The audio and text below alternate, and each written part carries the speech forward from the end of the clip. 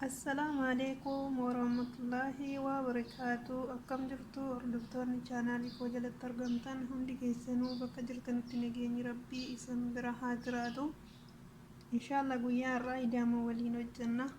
Idaama hojjechuudhaaf inoo asitti lukkuu qopheessee jira.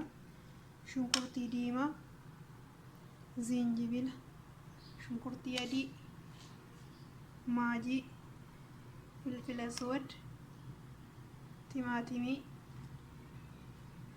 qimamii kanatu nama kinoo asitti zayitiin jira. Isaan kanaan nu barbaachisaa jechuudha. Amma gara hojii isaatiitti seena inshallah.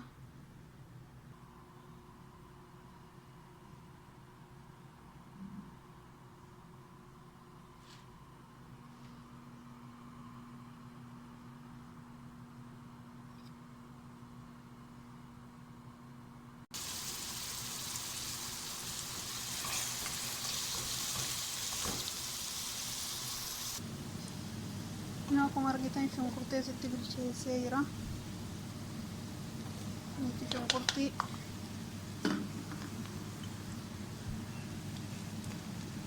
zinjibila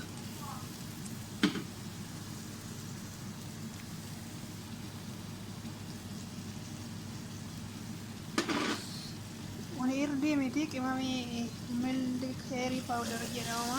Milk isaanii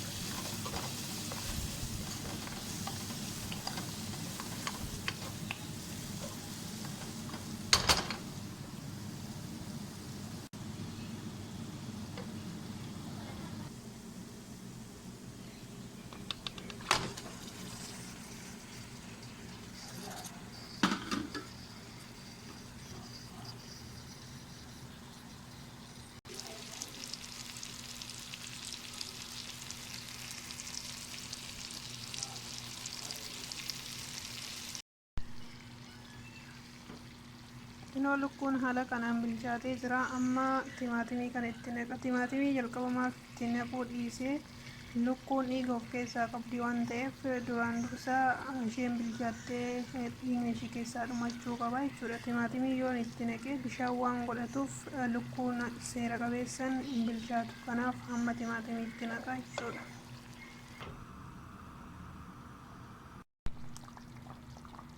Maashaallah kinoo haala kanaan xumureetaniin jira. Kanatti naqa. Shabati jedhama kuni.